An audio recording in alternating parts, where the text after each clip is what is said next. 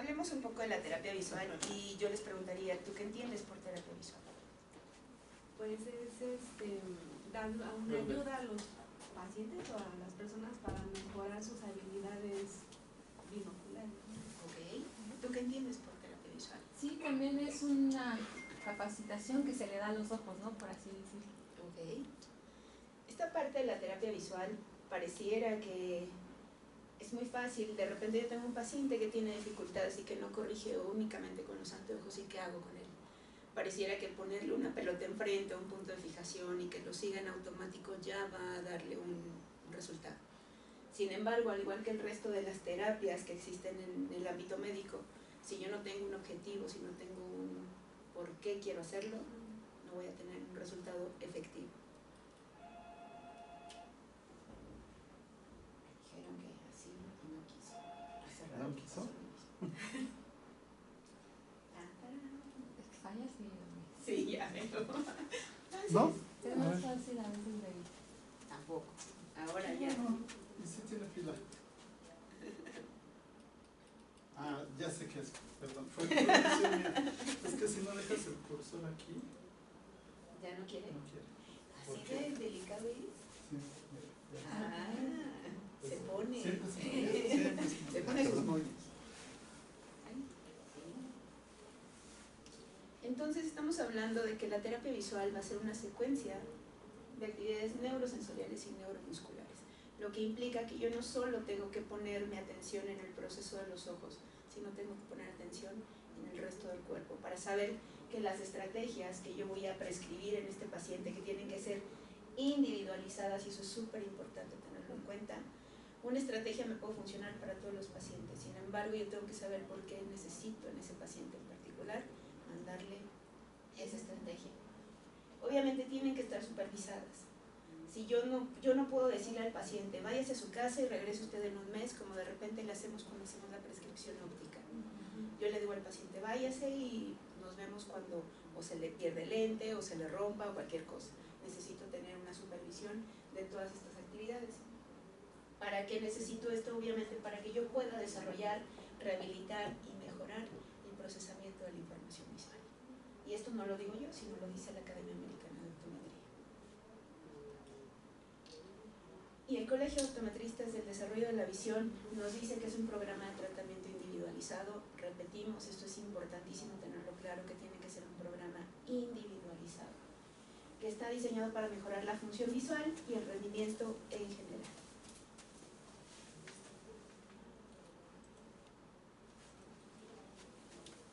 Obviamente, para que yo pueda entender todo este proceso de la terapia, necesito tener claro lo que es el proceso de desarrollo visual. Si yo no entiendo cómo se desarrolla el ser humano visualmente y obviamente también en todos los ámbitos, cualquier situación de terapia que yo determine puede verse mermada al momento de esto. Hablemos un poco de la historia. Es muy simpático escuchar ahora que la terapia visual está muy etiquetada por la parte oftalmológica, en donde no se le da credibilidad. Sin embargo, si yo hago un recuento de la historia, el que empieza con este proceso de la terapéutica es Jabal en 1865, oftalmólogo. Y es cuando uno dice, caray, ¿cómo? ¿Cómo fue esto? Obviamente el proceso del oftalmólogo, en este caso Jabal, entiende que la terapia o que el proceso de la visión no solo es a través de una corrección óptica o a través de procesos como muy específicos desde el ámbito de la óptica, sino que algo tiene que haber más allá que permita que este desempeño visual vaya a otro nivel. Pero también tenemos a Maddox en 1919, en donde empieza a involucrarse con la parte de la ortóptica. Se dan cuenta que hay procesos como las cuestiones estrábicas que pueden ayudar o mejorarse previo a un proceso quirúrgico. Y ya después nos vamos hacia principios del siglo XX, en donde Sher, Percival y Skeffington hacen el boom para este proceso de entender toda la parte de la terapia visual. Obviamente, como ustedes saben, yo haré énfasis en este señor porque pues, es el padre de la optometría funcional. Hacia 1928 surge el Optometric Extension Program, que obviamente ya hace de esta parte de la terapia visual algo formal en donde se le empieza a dar solidez. Y Harmon en 1950 hace una aportación importante en este proceso de la terapia visual, donde hace énfasis en que la visión y la postura están estrechamente vinculadas. Y es aquí donde se marcan las pautas para que el ser humano, cuando está en un programa de terapia visual, no solo lo haga a través de movimientos de los ojos o entrenamiento de la binocularidad o entrenamiento de la acomodación, sino que también esté involucrado el proceso de la postura. Y en 1971 se crea el COBD, el Colegio de Optometristas del Desarrollo de la Visión, que obviamente ya empieza a darle formalidad a todo este proceso, y hacia 1976 es cuando se publica el primer libro de terapia visual, y quien lo publica es Griffith. ¿Por qué tener estos antecedentes? Porque es importante saber que esto es una disciplina que no es ajena al oftalmólogo. Sin embargo, creo que las malas prácticas han hecho que el oftalmólogo de pronto sienta que hacer terapia visual es solo engañar al paciente. Y también lo engañamos por una simple y sencilla razón, porque no tenemos noción de cómo se desarrolla el ser humano en la parte visual y en la parte motora. Y entonces, si yo le digo, sí, solo a ver, pelota de margen, siga, ¿cómo para qué? Así es. Entonces veamos algunos conceptos básicos antes de empezar con este proceso. Yo sé que ustedes a lo mejor lo que quieren es que ya les diga la receta de cocina. Si mi paciente tiene una insuficiencia de convergencia, ¿qué voy a hacer? No, aquí nos vamos a ir desde la raíz para entender todo el proceso y que esto nos permita hacerlo más fácil. Obviamente, el sistema visual nos va a permitir recopilar toda la información. Es uno de los sistemas sensoriales más importantes. Si estamos hablando del 80% de la información que está alrededor de nosotros, pues menudo trabajo tenemos. Sin embargo, esta información o este porcentaje de información no tendría sentido sin una respuesta motora, sin una respuesta olfativa, sin una respuesta gustativa. Para ello yo necesito tener la certeza de que mi paciente tiene un sistema visual íntegro. Y para ello, ¿qué necesito? Pues obviamente una evaluación visual completa. Si no tenemos una evaluación visual completa, no tengo un diagnóstico, no tiene sentido la terapia visual. No es saber si le pega, a ver si le sirve de algo. Necesito saber cómo está el sistema acomodativo, cómo está la visión binocular y obviamente cómo están los movimientos oculares. Si yo hablo del proceso de organización, sé que los movimientos oculares son la base para que todo esto funcione. Gracias a los movimientos oculares yo puedo hacer que la imagen fovealice. Si la imagen fovealiza, entonces, ¿qué puedo hacer? Sé que puedo ir a los siguientes procesos. Fovealizo y entonces puedo fusionar imágenes. Si puedo fusionar imágenes, entonces puedo seguir avanzando. Yo sé que después de que se organizan los movimientos oculares, también viene el proceso de la acomodación. En los primeros años de vida, el sistema acomodativo, bueno, en los primeros días de la vida, el sistema acomodativo no es importante. ¿Por qué? Porque tenemos una longitud axial que me permite compensar, aparte mi distancia de trabajo es muy cercano. Lo único que necesito en los primeros días es saber en dónde está el seno de mi mamá para poder comer. Entonces el proceso acomodativo no importa. Importa a partir de que yo tengo el control cefálico, porque entonces mi universo visual se amplía hasta ese momento. Así es, porque entonces ya mi mirada no está para acá, mi mirada está hacia el frente, y si está mi mirada hacia el frente, en automático tengo que saber que esto se amplía y el sistema acomodativo tiene que empezar ¿Qué es como a partir de los 9 meses? Estamos hablando de los 3 meses cuando empieza el proceso del control cefálico. Y después yo sé que viene otro proceso clave en este sistema de organización, que es cuando el pequeño se pone por primera vez en postura de gateo, porque en ese momento entiende que está conformado por dos lados, por un lado derecho y por un lado izquierdo, y entonces ambos hemisferios lo que hacen a través del cuerpo calloso intercambian información, y al intercambiar información en automático dicen los ojos, caray, tenemos que trabajar juntos. Y esto le permite entonces al ser humano poder medir distancias, calcular espacio, organizar espacialmente. Si algo de esto no funciona, entonces sé que este sistema visual no va a estar íntegro. Y además, una vez que yo tengo estas habilidades visuales bien consolidadas, sé que puedo pasar a procesos más complejos, como son las cuestiones perceptuales, en donde puedo identificar, discriminar y localizar espacialmente. Esto ya habla de que yo estoy trabajando a este nivel con el sistema parvocelular y magnocelular. Entonces estoy hablando de procesos enteramente complejos.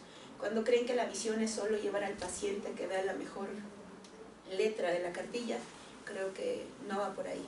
Esto implica utilizar todos los hemisferios cerebrales. Bueno, ambos hemisferios cerebrales, porque dije todos, porque que tuviéramos muchos, ¿verdad? Y para ello yo necesito que haya una integración óptica. Si alguno de los componentes ópticos del ojo no funciona, para empezar, creo que la terapia visual no sería la opción inicial en este paciente. Lo primero que necesito es derivar al paciente para saber qué parte de la integración óptica no está funcionando, si es la córnea, si es el cristalino, qué me está fallando. Después tengo que saber la parte de integración óptico-perceptiva, en donde ya este procesamiento que se está dando a nivel de hemisferios, a la parte de lo parvocelular y lo magnocelular, que es lo que me está proporcionando. El paciente entiende lo que está viendo, comprende lo que lee, puede escribir, puede copiar, puede hacer todo eso, y me va a dar como resultado pues que pueda llegar a un proceso de aprendizaje. Otro de los procesos que tenemos que, otro de los conceptos que tenemos que tener claro es la parte de la neuroplasticidad. La neuroplasticidad es lo que le va a dar sustento al proceso de la terapia visual. Se decía durante muchos años que si el paciente ya había pasado ese periodo crítico, ese periodo en donde ya no había, la función ya estaba establecida, yo no podía hacer nada por él. Que como para qué le daba terapia a un paciente adulto. Se sabe que la neuroplasticidad, todas estas redes neuronales que están en el cerebro son dinámicos, son procesos dinámicos, que lo único que hace que se frene o que siga este crecimiento es cuando el paciente está sometido a mucho estrés. El estrés hace que se corten las conexiones neuronales, eso es lo que hace. Ahora, obviamente, yo sé que si hay circunstancias favorables, disminuyo los niveles de estrés y propongo actividades específicas para desarrollar esa actividad, entonces sé que el paciente puede recuperar algún proceso. Porque aparte, recordemos que las neuronas tienen la habilidad de adoptar cualquier función. Solo las ganonas, las que llegaron primero y que se adosaron en cierta área, pues son en específico para eso. Sin embargo, si yo a una neurona le digo, te puedo entrenar para que puedas acompañar estos movimientos y focalizar, sí, pero le tengo que enseñar cómo. Esta parte del periodo crítico sí es importante conocerlo, sin embargo, repito, esta vieja creencia de que una vez que yo llegue a este periodo ya no puedo hacer nada, tenemos que olvidarnos de eso. Sin duda, estamos hablando de que aquí es donde se va a dar el desarrollo normal. Sin embargo, el sistema nervioso central tiene la capacidad de adaptarse y esta capacidad de adaptación le permite que se convierta en una ventana de oportunidad si es que mi paciente ya superó ese periodo crítico. Este periodo crítico se va a dar entre los 0 y los 3 años. Los 3 primeros años de vida son clave para el ser humano. De modo que si yo no entiendo todo lo que pasa entre los 0 y los 3 años, puedo hacer que este periodo crítico se convierta en una pesadilla para mí, si lo único que quiero hacer a través de la terapia es poner a hacer actividades a mi paciente. Pero si voy con un objetivo de que no hay un desfase en el desarrollo en cuanto a la acomodación, porque tiene una problemática acomodativa mi paciente, yo puedo empezar a hacer acciones específicas para mejorar y tratar de nivelar ese desarrollo. Obviamente, entre más pequeños somos y menos estimulación hay en el ambiente, más susceptibles somos a que este periodo crítico nos genere un daño. Repito, todo esto puede ser reversible.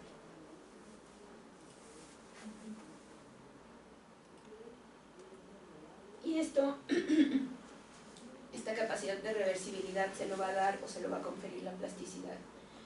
Yo lo que voy a hacer a través de la plasticidad es desarrollar conexiones. Y aparte de desarrollar conexiones, ¿cómo lo puedo hacer? A través de ejercicio físico, que es lo que vamos a hacer a través de la terapia y obviamente disminuir los niveles de estrés. Y una de las actividades que ustedes aprenderán hoy es a aprender a relajar a sus pacientes.